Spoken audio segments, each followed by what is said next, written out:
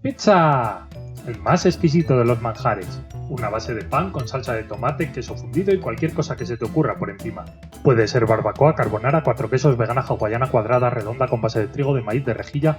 ¿A quién no le gusta la pizza? Es un plato versátil, delicioso e indiscutiblemente español. ¿Que por qué es español?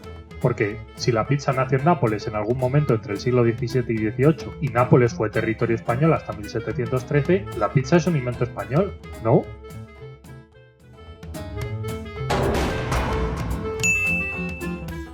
En 1889 una delegación de la ciudad de Nápoles obsequió a la reina Margarita con una nueva delicia culinaria que mostraba los colores de la bandera italiana representados por tomate, queso y albahaca sobre una base de pan horneado. Y así es como nació la pizza. Esta historia, con infinidad de variantes, aparece en muchas fuentes sobre el origen de la pizza, pero ¿es verdad? No. Es un cuento.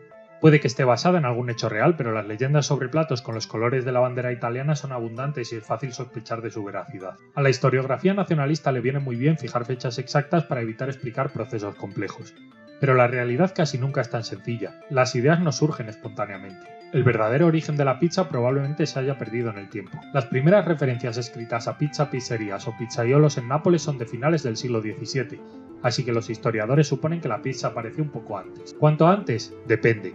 ¿Cuánto antes es una pregunta interminable? ¿Cuánto antes significa que la pizza podría venir de la focaccia y está a su vez del mismo pan plano que las cocas, que también están emparentadas con otros platos que se encuentran por todo el Mediterráneo? Y todos ellos son descendientes directos de los panes planos con queso, aceite y especias de los romanos, que a su vez proceden de los panes griegos, que a su vez heredaron de los fenicios, que podemos rastrear incluso hasta los primeros hornos neolíticos.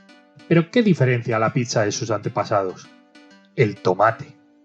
Los españoles introdujeron el tomate en Europa en el siglo XVI. Era un alimento nuevo y desconocido del otro lado del océano al que tenían miedo porque se creía que era venenoso y mataba a los ricos. Por desgracia no existe una manzana dorada mágica que solo mata a los ricos. En la actualidad se cree que la acidez del tomate liberaba el plomo presente en las vajillas de peltre de la época y eso producía los envenenamientos. Pero con el tiempo se inventaron nuevas variedades de tomate más apetecibles. Empezó a normalizarse su uso como ingrediente y la gente dejó de tenerle miedo. Sí, se inventaron nuevos tomates. La mayoría de frutas y verduras que comemos son inventos recientes, son artificiales. Este tomate es un invento reciente. Esta fresa es artificial, las fresas son en realidad un híbrido de dos especies distintas. La naranja silvestre es más pepitas que carne y totalmente incomestible.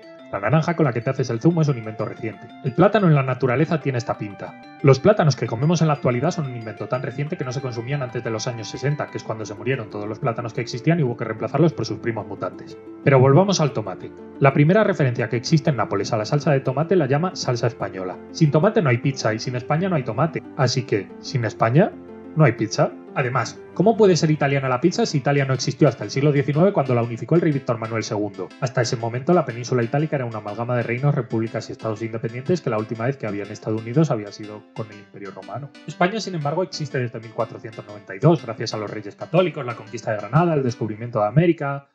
¿Verdad? No. Esta historia también es un cuento. La historiografía nacionalista le viene muy bien fijar fechas exactas para evitar explicar procesos complejos. Pero la realidad casi nunca es tan sencilla. Los países no surgen espontáneamente.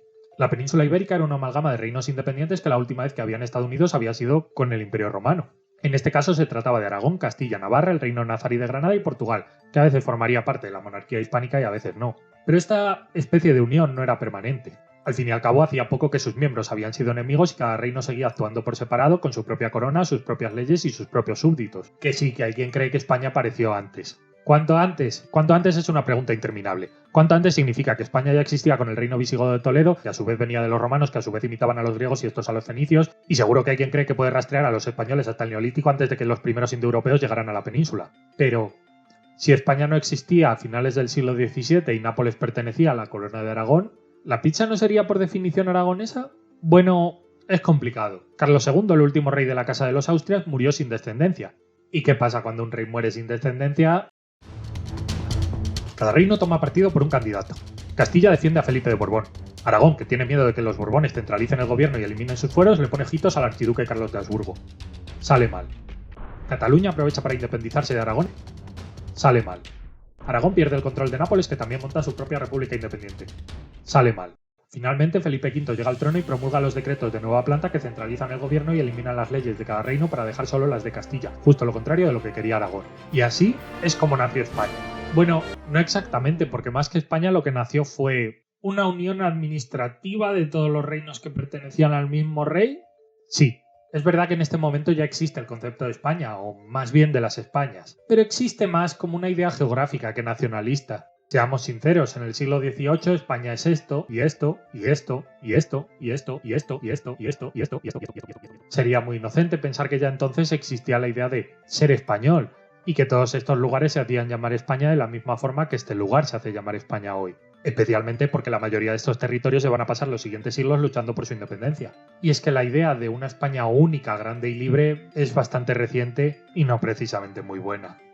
Así que España nace probablemente en algún punto aquí, porque durante la ocupación francesa las élites que habían perdido sus tierras y su poder necesitaban crear algún tipo de identidad nacional. El pueblo tenía que identificar a los franceses como el otro, el enemigo.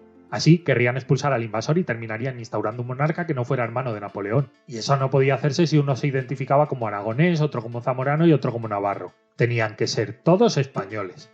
Porque en realidad esto, o esto, o esto son inventos tan artificiales y recientes como esto. Si te ha gustado este vídeo, suscríbete, deja un comentario y compártelo. Y si quieres ayudar a que sigamos publicando vídeos como este, puedes contribuir en nuestra página de Ko-fi.